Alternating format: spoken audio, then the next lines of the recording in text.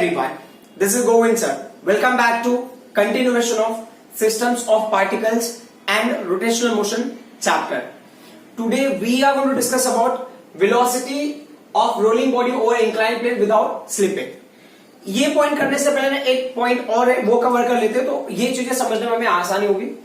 So that is what radius of gyration. Radius of gyration, radius of gyration. ठीक है, ये होता क्या है? ये बोले चलो ठीक है ना, आप इमेजिन करो कोई बॉडी ना किसी एक्सिस पे रोटेट हो रहा है. कोई बॉडी किसी एक्सिस पे रोटेट हो रहा है.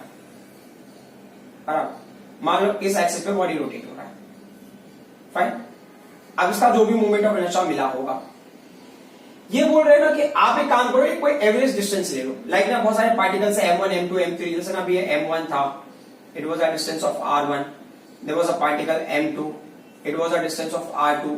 यहाँ पे पार्टिकल M3 या M3 ले लिया, ये it is a distance of R3. In that way n particles है. तो ये बोल रहे कि ना आप ऐसा इमेजिन करो कि पूरे बॉडी के मास को आप इमेजिन करो. आप इमेजिन करो पूरे बॉडी का मास यहाँ पे. You imagine the whole mass of body is assume to be over here. पूरे बॉडी का मास यहाँ कॉन्सेंट्रेट हो गया. ऐसा आप इमेजिन करो. और जो उसका डिस्टेंस होगा ना, उसका डिस्टेंस, उस डिस्टेंस को आप k दे दो. k. तो बोल रहे हैं कि अब उस टर्म में अगर मैं लू ना मोमेंट ऑफ इनर्शिया, अगर मैंने लिया I, तो ये क्या होगा कि मास ऑफ बॉडी, पूरे बॉडी का मास जिस जगह पर आप इमेजिन करोगे कॉन्सेंट्रेटेड है, उसका जो डिस्टेंस होगा कहां से, एक्सिस और रोटेशन से. ठीक है, उसको आप k ले लो तो उसका स्क्वायर हो गया. तो बोल रहे हैं कि जो ये मोमेंट ऑफ इनर्शिया मिलेगा ना, ये moment of inertia exactly equal होगा बॉडी का नॉर्मल मोमेंट ऑफ इनर्शिया. मतलब MI/RI square summation of I1 equal to I this IN. Summation of I is equal to 1 to I is equal to N. That's better.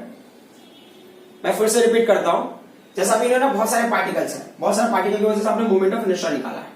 तो अभी क्या बोल रहे हैं कि अब ना इतना सारा टाइम पास करने की जरूरत नहीं है. आप ना total mass of body imagine कर लो. ठीक है, अब बोल रहे हैं आपको ना वो डिस्टेंस लेना है, एक डिस्टेंस मतलब मास कर दिया. अब बोले ना वो डिस्टेंस लेना है जिस डिस्टेंस पे, मतलब अगर एक पार्टिकल होता, जैसे कि अभी ना ये सब जो एक्सिस ऑफ रोटेशन है, ये एक्सिस ऑफ रोटेशन है और ये पार्टिकल है. ठीक है, जब ये पार्टिकल ऐसे रिवॉल्व होगा, इसका मोमेंट ऑफ इनर्शिया कैसा होगा, इसका मास m है और इसके डिस्टेंस की वैल्यू मान लो r है, तो इसका मोमेंट ऑफ इनर्शिया क्या होगा, mr² होगा. ये वही बोल रहे हैं, इस पूरे बॉडी के मास को आप एक ऐसे पॉइंट पे इमेजिन कर लो कि अगर उस पॉइंट पे जो मास है उसको उसके डिस्टेंस के स्क्वायर से आप मल्टीप्लाई कर दो तो उसकी वैल्यू मोमेंट ऑफ इनर्शिया के इक्वल हो जाएगी. तो वो जो डिस्टेंस है ना, उस डिस्टेंस को हम बोलेंगे रेडियस ऑफ गायरेशन. तो k square is equal to क्या हो गया, I/m, और k का वैल्यू क्या हो गया, √I/m. ठीक है, अब क्वेश्चन ये कि ये वैल्यू मिलता कैसे आपको k का वैल्यू. तो बहुत सिंपल सा टास्क है. k की वैल्यू अगर ऑब्टेन करनी है तो जितने भी ना वैल्यूज है, R1 है, R2 है, उनका स्क्वायर वाला वैल्यू. ठीक है, उनको क्या क्या यहां पे ले लिया हमने, RN स्क्वायर अपॉन क्या होगा, ये n हो गया. तो आपको क्या देगा, k स्क्वायर की वैल्यू दे देगा. बात समझ में आया. तो जहां पे k क्या हो गया, रेडियस ऑफ गायरेशन हो गया. सो वो बात को, ये बात समझ में आई. तो कोई भी बॉडी आप ले लो, कोई भी बॉडी लाइक आपने डिस्क ले लो. तो डिस्क का मोमेंट ऑफ इनर्शिया सेंटर पे देखो ये है, मतलब मैंने इमेजिन कर लिया कि ये एक्सिस ऑफ रोटेशन है. आप इमेजिन कर लो यहाँ पे पूरे बॉडी का मास आप इमेजिन कर लो, इसका डिस्टेंस क्या होगा, k होगा. तो ये क्या होगा, I is equal to mk². ठीक है, ये किसके लिए, रिंग के लिए. ठीक है, और रिंग के लिए मोमेंट ऑफ इनर्शिया का जनरल फॉर्मूला mr² है. ठीक है, अगर सॉरी अगर ये ना डिस्क के लिए होगा, ये रिंग के लिए था, मान लो अगर ये डिस्क के लिए होता, मतलब ये डायग्राम डिस्क के लिए, तो I होता. मान लो कि ना डिस्क के लिए मोमेंट ऑफ पूरा मास यहाँ पे कॉन्सेंट्रेट होता और मोमेंट ऑफ इनर्शिया उसके इक्वल हो जाता, मान लो. तो ये किसके इक्वल होता, mr²/2 के इक्वल होता. mr²/2 moment of inertia of disc about this centre. तो कोई भी मोमेंट ऑफ इनर्शिया हो ना, जैसे स्फीयर का मोमेंट ऑफ इनर्शिया 2/5 mr², वो भी m के स्क्वायर के इक्वल हो सकता है. ठीक है, और जैसे कि अगर आप ले लेते हो ना, रॉड का ले लिया आपने, ml²/12. ठीक है, ये वैल्यू भी m के स्क्वायर के इक्वल हो सकती है. तो आपको क्या इमेजिन करना है, पूरे रॉड का, ये एक्सिस और रोटेशन है, तो पूरे रॉड का मास इमेजिन करो एक पर्टिकुलर पॉइंट पे कॉन्सेंट्रेटेड. तो वो जो डिस्टेंस होगा k हो गया, तो उसके रिस्पेक्ट में लोगे तो आप इस बॉडी के इक्वल उसका मोमेंट ऑफ इनर्शिया होना चाहिए. देखो अगर बहुत ज्यादा आपको क्लियरिटी नहीं मिला है तो बस इतना समझ लो कि किसी भी बॉडी के लिए अगर आप moment of inertia radius of gyration के टर्म में निकाल रहे हो, तो उस बॉडी का मास जो होगा वो लेना है आपको और एक पर्टिकुलर डिस्टेंस लेना है जहां पे एक्चुअल मोमेंट ऑफ इनर्शिया आपको m के स्क्वायर के टर्म में मिल जाएगा. सो अब इन्हीं पॉइंट्स को हमें याद रखना है। तो ये क्या होता है, ये किसी भी शेप के लिए एप्लीकेबल है, समझ में आ रहा है। तो जब हम आगे बढ़ेंगे तो चीजें और भी क्लियर हो जाएंगी। सो अभी क्वेश्चन क्या है उसके ऊपर फोकस करते हैं। तो रेडियस ऑफ गायरेशन होगा के, और उसके लिए जो वैल्यू हमको मिला था, मतलब हमने क्या निकाला यहाँ पे रेडियस ऑफ गायरेशन के टर्म में मोमेंट ऑफ इनर्शिया का वैल्यू एम के स्क्वायर मिला था हमको, और जहां पे के की वैल्यू हमको क्या मिली थी, under root of I by M. ठीक है, तो ये सारी चीजें हैं, क्लियर। अब क्या करना है, इनको हम ना रिलेट करते हैं कि ओवर द इंक्लाइन प्लेन। ठीक है, ओवर द इंक्लाइन प्लेन, तो ये क्या हो गया, ये आपने सरफेस ले लिया है और फिर ये इंक्लाइन प्लेन, तो मतलब ये हाइट ले लो h बराबर, और फिर आपको ऑब्जेक्ट को इमेजिन करना है इसके सरफेस पे, और जहां से ऑब्जेक्ट स्लाइड होकर नीचे आ रहा है। ठीक है, सो लेट्स सी क्या स्टोरी है यहाँ पे। ठीक है, ये जो हाइट है ना, ये हाइट की वैल्यू हो गई h, इस हाइट की वैल्यू इज व्हाट h, और आपका अजम्पशन है कि जो बॉडी है वो स्लाइड हो रहा है, तो बॉडी स्लाइड हो रहा है तो आप ऐसे इमेजिन करो कि चलो ठीक है, कोई बॉडी जो रोल होके आ रहा है, तो ये हो गया आपका कंडीशन। ठीक है, this is the rolling body, correct. Slide हो गया मतलब रोलिंग बॉडी है, रोल होके आ रहा है, स्लाइड हो गया नहीं, रोल होके आ रहा है। ठीक है, finally it has to reach to this place. हम बाकी चीजों को भी डिस्कस कर लेंगे किस तरह से। बीच में कभी एक जगह डायग्राम ड्रॉ करने की जरूरत पड़ेगी तो then I will draw at that time only. So आप इमेजिन करो ये पॉइंट ए हो गया, ये पॉइंट बी हो गया। ठीक है, यहां से यहां तक का जो सेपरेशन है उसको आपने एस ले लिया। ठीक है, ये जो डिस्प्लेसमेंट है, ओके, ये एंगल ऑफ इंक्लिनेशन हो गया थीटा। तो सबसे पहला पॉइंट है कि जब ना ये पूरा सिस्टम पॉइंट ए पे होगा, जब ये सिस्टम पूरा पॉइंट ए पे होगा, इसका मास आप कैपिटल एम ले लो कि कैपिटल एम इसका मास हो गया, कैपिटल एम इसका मास हो गया। ठीक है, अब यहां पे क्या होता है ना, जब जो सेंटर है ना, सेंटर, इसका सेंटर, अब जब ये रोटेट होता रहेगा तो सेंटर ना उसी लाइन में बना रहेगा, centre will remain in that line only. तो उस लाइन में बने रहने से क्या फर्क पड़ता है, वो पॉइंट पे भी आ जाएगा। तो क्या होता है, जब पार्टिकल ना, या जब ये बॉडी ए पे है, रोलिंग बॉडी अगर ए पे है, तो क्या होगा, पोटेंशियल एनर्जी। ठीक है, पोटेंशियल एनर्जी की वैल्यू क्या होगी, मास हो गया एम हो गया, ये जी हो गया, और ये क्या होगा, एच हो गया। ये होगा इक्वेशन नंबर 1। और जो काइनेटिक एनर्जी है ना, वो क्या होगा, काइनेटिक एनर्जी कहां, अच्छा, ये पोटेंशियल एनर्जी कहां पे होगा, ये टॉप पे होगा। ठीक है, काइनेटिक एनर्जी कहां पे ले लिया हमने, काइनेटिक एनर्जी बॉटम पे, है ना, बेटर रहेगा। काइनेटिक एनर्जी के दो पार्ट होंगे, कौन से दो पार्ट होंगे, एक होगा काइनेटिक एनर्जी ट्रांसलेशनल, ठीक है, प्लस ट्रांसलेशनल क्यों होगा, क्योंकि जब ये ना यहां से रोल होके आता है ना, तो उसका सेंटर वो स्ट्रेट लाइन में आ रहा है, मतलब वो स्ट्रेट लाइन वाला भी काइनेटिक एनर्जी है। और दूसरा क्या होगा, kinetic energy rotational, kinetic energy rotational. Okay, so अब हम क्या करेंगे, यहां पे काइनेटिक एनर्जी बॉटम वाला लिख लिया हमने, काइनेटिक एनर्जी जो बॉटम पे है उसकी वैल्यू क्या है, तो ट्रांसलेशन क्या होगा, हाफ हो गया, मास की वैल्यू एम हो गई, जो वेलोसिटी होगा वी स्क्वायर होगा, है ना, वी वेलोसिटी से नीचे आ रहा है, ऐसे मतलब वी वेलोसिटी से नीचे आ रहा है, और ओमेगा वेलोसिटी से क्या हो रहा है, वो एंगुलर वेलोसिटी से रोटेट हो रहा है।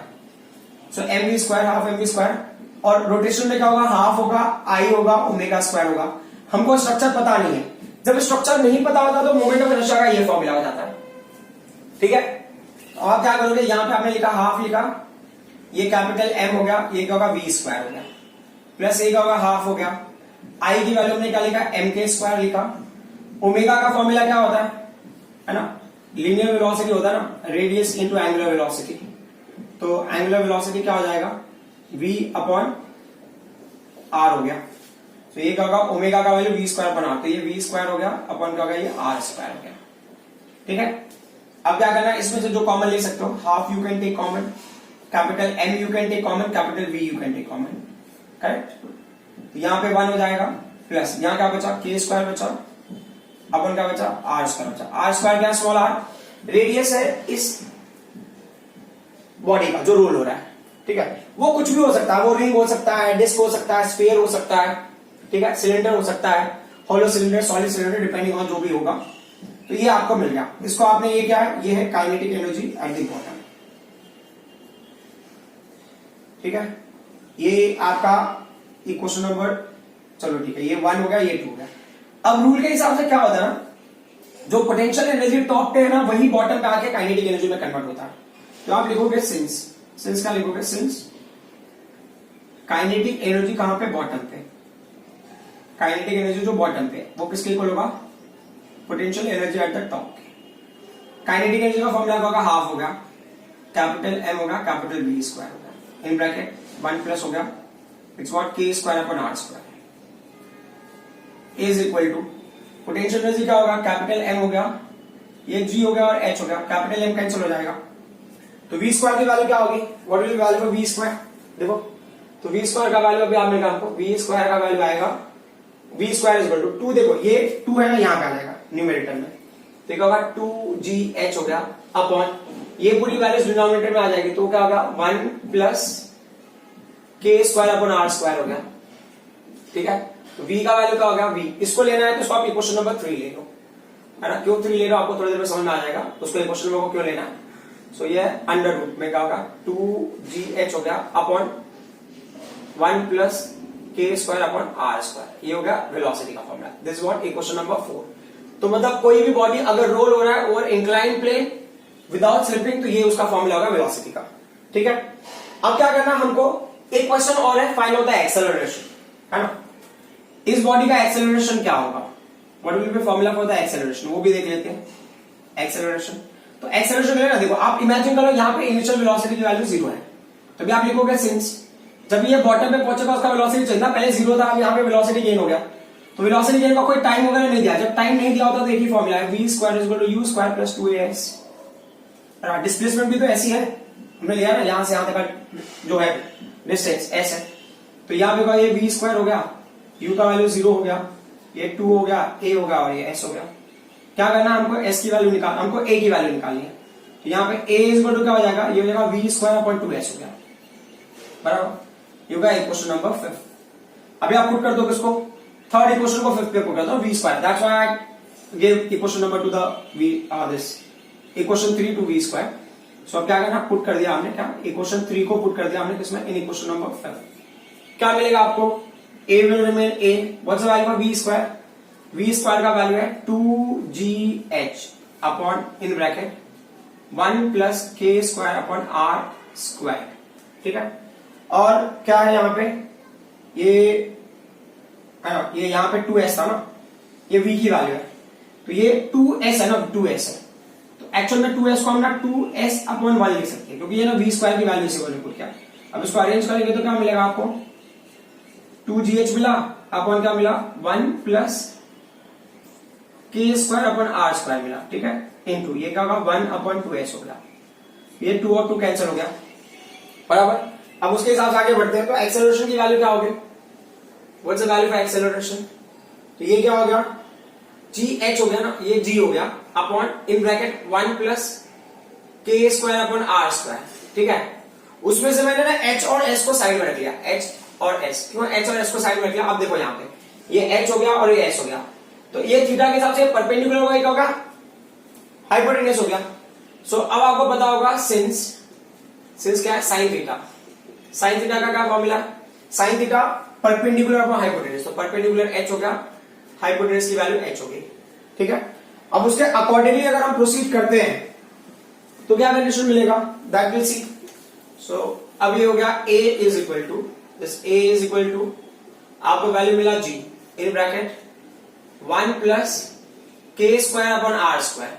ठीक है, इनटू यहां पे क्या लिखेगा साइन थीटा, तो जनरल फॉर्मूला भी मिल गया हमको एक्सेलरेशन का, क्या मिला g sine theta upon 1 plus K square upon R square. ठीक है, तो ये एक्सेलरेशन का फॉर्मूला होता है, अंडरस्टूड। अब ये ना क्या क्या हो सकता है, ये क्या हो सकता है, ये रिंग हो सकता है, ये डिस्क हो सकता है, ये सिलेंडर हो सकता है, ये स्फीयर हो सकता है। तो अभी इन्होंने एक पॉइंट बताया, क्या पॉइंट बताया, ये क्या बोल रहे हैं कि चलो ठीक है ये सिलेंडर है, solid cylinder, for example this is solid cylinder. ठीक है, अब अगर सॉलिड सिलेंडर ऐसे रोल करेगा, तो अगर बहुत ध्यान से देखोगे ना, तो ये कैसा किसके अंदर बिहेव करेगा, it will behave as a disc, मतलब डिस्क जैसे रोटेट है ना वैसा। तो जो सॉलिड सिलेंडर है, सॉलिड सिलेंडर, अगर सॉलिड सिलेंडर का जो एक्सिस अलोंग द लेंथ होगा, अगर सॉलिड सिलेंडर का length along the axis along the length होगा, तो सॉलिड सिलेंडर का मूवमेंट ऑफ इनर्शिया क्या होगा, डिस्क के इक्वल होगा, और होलो सिलेंडर का मूवमेंट ऑफ इनर्शिया किसके इक्वल होगा, रिंग के इक्वल होगा, और स्फीयर का वैसे ही रहेगा। तो अब ये बोले ना कौन सा बॉडी फास्टर वेलोसिटी से मूव करेगा और कौन सा बॉडी ना ग्रेटर एक्सेलरेशन अचीव करेगा। ठीक है, तो अब उन पॉइंट्स पे हम आ जाते हैं। तो क्या है, एक टेबल ड्रॉ करते हैं, उस टेबल में ही सारी चीजों को हम समझने की कोशिश करेंगे। ठीक है, या टेबल ड्रॉ करो या 1 to 1 करके हम उनको डिस्कस करते चले जाते हैं। यहां पे क्या होगा, ये हो गया बॉडी, बराबर। सो बॉडी में हमने क्या ले लिया, हमने बॉडी में ले लिया है रिंग। अच्छा, रिंग का क्या होगा, जैसे अभी ना ये रिंग है, ये समझो ये रिंग है, बराबर। ये हो गया एक्सिस ऑफ रोटेशन, है ना, ऐसे रोटेट हो रहा है, मतलब ऐसे ऐसे रिंग रोटेट हो रहा है। बट अभी रिंग की बजाय आप क्या ले सकते हो, हॉलो सिलेंडर भी ले सकते हो, हॉलो सिलेंडर, ये उसका एक्सिस रोटेशन होगा। अब यहां पे ऐसे रोटेट हो रहा है, क्लियर। रिंग और हॉलो सिलेंडर, रिंग और हॉलो सिलेंडर, ठीक है, ये हॉलो सिलेंडर, फाइन। अब इसके बाद ना दूसरा है डिस्क। डायग्राम तो वैसा ही रहेगा, डिस्क, ठीक है, और सॉलिड सिलेंडर, ठीक है, सॉलिड सिलेंडर। अब जो अगला पॉइंट है वो क्या हो गया, वो होगा स्फीयर, ठीक है। चलो अब देखते हैं कि क्या स्टोरी है। यहां पे क्या हो गया, ये आप निकाल ले वेलोसिटी। वेलोसिटी का जनरल फॉर्मूला क्या अपने पास है, velocity is under root of 2gh upon 1 plus k square upon r square, ठीक है। अब कुछ पॉइंट्स है जो यहां पर डिस्कस करने की जरूरत है। देखो अभी मैंने ले रहा हूं, यहां पे रिंग ले रहा हूं, क्या ले रहा हूं, रिंग, है ना, क्योंकि मुझे ना हॉलो सिलेंडर का नहीं पता था, हॉलो सिलेंडर, ठीक है, हॉलो सिलेंडर का कुछ भी नहीं पता है, बराबर। तो मुझे रिंग के बारे में पता है। तो देखो I इज इक्वल टू क्या हो गया, एम के स्क्वायर हो गया, है ना, ये जनरल हो गया, किसके लिए, रिंग के लिए, बराबर। और लेकिन मोमेंट ऑफ इनर्शिया क्या होगा, एम आर स्क्वायर हो गया ना रिंग का, ये capital M R square, capital M cancel हो जाएगा अगर इनको इक्वेट करोगे। तो क्या होगा, के स्क्वायर अपॉन आर स्क्वायर की वैल्यू क्या होगी, के स्क्वायर अपॉन आर स्क्वायर की वैल्यू होगी 1, किसके लिए, रिंग के लिए। बट यही चीज अगर डिस्क के लिए होगा तो क्या होगा, डिस्क के लिए मतलब एम के स्क्वायर का वैल्यू किसके इक्वल होगा, डिस्क का मोमेंट ऑफ इनर्शिया क्या है, एम आर स्क्वायर बाय 2 है। तो क्या होगा, एम और एम कैंसिल हो जाएगा, तो के स्क्वायर अपॉन आर स्क्वायर का वैल्यू क्या होगा, के स्क्वायर अपॉन आर स्क्वायर का वैल्यू विल बी व्हाट, 1/2। अब अगर मान लो ये चीजें ना स्फीयर के लिए होती, अब यही बात स्फीयर के लिए होगा, तो क्या होगा, एम के स्क्वायर इज इक्वल टू क्या होगा, सॉलिड स्फीयर ले रहा हूं मैं, 2/5 एम आर स्क्वायर, तो ये एम एम कैंसिल हो जाएगा।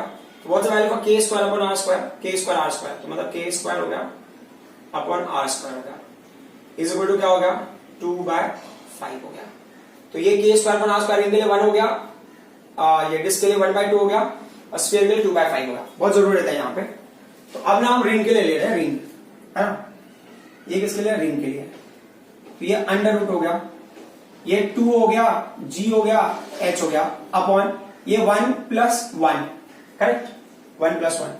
तो अगर आप सिंप्लीफाई करोगे तो क्या होगा, अंडर रूट ऑफ एक होगा 2gh अपॉन 2, 2gh अपॉन 2, ये 2 कैंसिल होगा, तो ये वैल्यू क्या हो गया, therefore the velocity of ring क्या हो जाएगा, अंडर रूट ऑफ gh हो गया, बराबर। अब क्या लेंगे हम लोग, वेलोसिटी ऑफ डिस्क लेंगे। तो डिस्क का वेलोसिटी क्या, so velocity of disc under root of 2gh हो गया, बराबर, अपॉन 1 हो गया, plus K square upon R square क्या हो गया, K square upon R square disc के लिए 1/2 हो गया। इसको यहां पे सिंप्लीफाई करोगे तो क्या मिलेगा आपको, ये 2gh मिला, अपॉन क्या मिला, ये 3 हो गया, तो देखा 3/2 हो गया। तो डिस्क का क्या हो गया, ये अंडर रूट ऑफ, है ना, 2 विल कम अप, तो क्या हो जाएगा 4gh अपॉन 3 हो जाएगा। और 4gh अपॉन 3 मतलब अंडर रूट ऑफ ना, अगर आप ऐसे समझना तो 1.33 होगा ना, 1.33gh, ठीक। अब किसके लिए, स्फीयर के लिए। तो स्फीयर के लिए क्या होगा, स्फीयर के लिए होगा अंडर रूट ऑफ एक है 2gh, बराबर, अपॉन एक है 1 plus K square upon R square की वैल्यू क्या है, 2/5 है, इक्वल टू एक है अंडर रूट ऑफ क्या होगा, ये 2gh है, बराबर, अपॉन एक है 5 प्लस 2 क्या होगा, 7/5 हो गया। एंड में सॉल्व करके क्या मिल रहा है अपने को, 10gh अपॉन 7। तो 10gh अपॉन 7 का मतलब क्या हो गया, 7 1 जा 7, ठीक है, जो क्या 7 4 जा 28, ठीक है। तो 1.4 ये क्या होगा, gh हो गया अंडर रूट। अब अगर समझना है तो आप देख लो ना, समझने के हिसाब से देखो आप, अंडर रूट gh हो गया, फिर क्या है अंडर रूट 1.33 हो गया, ठीक है, अंडर रूट ऑफ 1.4 हो गया, तो 1.4 ग्रेटर हो गया, ये होगा velocity of ring, velocity of क्या होगा, डिस्क हो गया, वेलोसिटी ऑफ स्फीयर, तो स्फीयर का वेलोसिटी का होगा ज्यादा होगा। तो अगर यहां से स्फीयर को आप ड्रॉप करोगे इंक्लाइन प्लेन से तो it will move faster to the greater velocity, ठीक है। अब हम आते हैं एक्सेलरेशन वाले पार्ट पे। सो एक्सेलरेशन वाला भी बहुत सिंपल सा है, मतलब ऐसा ही, आपको ज्यादा कॉम्प्लिकेशन फील नहीं होगा इसमें। सो लेट्स सी कि एक्सेलरेशन वाले पार्ट में क्या होगा। एक्सेलरेशन का फॉर्मूला क्या हमको मिला है, ये मिला है g sin theta upon 1 plus k square upon r square. अगर ये ना रिंग होता तो ये g sin थीटा रहेगा ये हमारे पास, ये होगा 1 plus k square upon r square का वैल्यू क्या होगा, वो हो गया 1, ठीक है। तो वैल्यू क्या हो गया, g/2 sin थीटा। अब हम किसके लिए ले रहे हैं, रिंग के लिए, ये रिंग हो गया, डिस्क का ले रहे हैं, डिस्क के लिए क्या होगा, ये होगा g sin थीटा, ठीक है, अपॉन 1 प्लस 1/2, ठीक होगा g sin थीटा अपॉन क्या होगा 3/2 हो गया, 2 विल कम अप, तो 2/g sin थीटा, ठीक है। सो एक्चुअल में अगर देखा जाए तो ये 0.5 होगा ना, 0.5 sin थीटा, ये 2/3g, sorry 2g, 2 will come वो आप 2g/3 sin थीटा, यहां पे g मैं भूल रहा हूं, ये g मतलब 0.5g sin थीटा। कंपैरिजन के लिए हेल्प होगा, बाकी कोई खास नहीं है, वैसे तो यही फॉर्मूला हमारे लिए इनफ है। तो ये अगर इसको डिवाइड करोगे तो 0.6 होगा ना, 3 6 18, 3 6 18, 0.66 g sin थीटा, ठीक है। अब हम लेंगे किसके लिए, स्फीयर के लिए, ये होगा g sin theta, this is 1 plus what's the k square upon r square for the sphere, 2/5, 2/5, सो ये क्या हो गया, this is g sin theta, LCM लोगे तो 5 + 2 7 होगा, 7/5, ये वैल्यू कितना हो जाएगा, 5g sin थीटा अपॉन क्या है 7 है, तो एक्सेलरेशन फॉर स्फीयर क्या होगा, 7 ये 0 होगा, 7 8 जा सॉरी 7 7 49, 7 7 49 एंड 7 बचा, फिर क्या होगा ये g sin थीटा, क्लियर। अब इसको कंपेयर करके देख लेते हैं, when you do comparison what do we get, तो आपको मिलेगा, देखो आप अगर इन वैल्यूज को कंपेयर करना तो कर सकते हो, अदरवाइज कोई इशू नहीं है, मतलब 0.5 g sin थीटा, फिर दूसरी वैल्यू का है 0.66 g sin थीटा, ठीक है, फिर क्या आ गया 0.71 g sin थीटा, तो ये ग्रेटर होगा इन कंपेयर टू दिस, तो ये किसकी वैल्यू है, ये रिंग की वैल्यू, तो क्या एक्सेलरेशन फॉर द स्फीयर, ठीक है, ये चीजें हो गई। सो ये जो है कंडीशंस, ये ना थोड़े डिफरेंट है, जो हमने अब तक किया था उससे थोड़ा डिफरेंट था। Radius of gyration was the new term in this case. So आपको अगर रेडियस ऑफ गायरेशन पता होगा तो बाकी चीजें आप सॉल्व कर सकते हो। तो एग्जाम में ना कभी कभी स्पेसिफिक भी पूछ लेता है कि अगर ना जी की वैल्यू अगर मेंशन किया है, एंगल ऑफ इंक्लिनेशन दिया है, तो what is the acceleration for the disc, what is the acceleration for ring, what is the acceleration for the sphere. तो अगर आपको फॉर्मूला याद है तो then it's good, otherwise you have to derive and then you have to solve. So I hope whatever I explained up till now, you people understood. Thank you very much.